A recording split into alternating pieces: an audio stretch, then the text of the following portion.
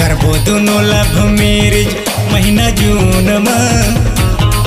चल करबो दोनों लव मैरिज महीना जून में, जून में, जून में। नवा साल में जाबो कुड़िया हनीमून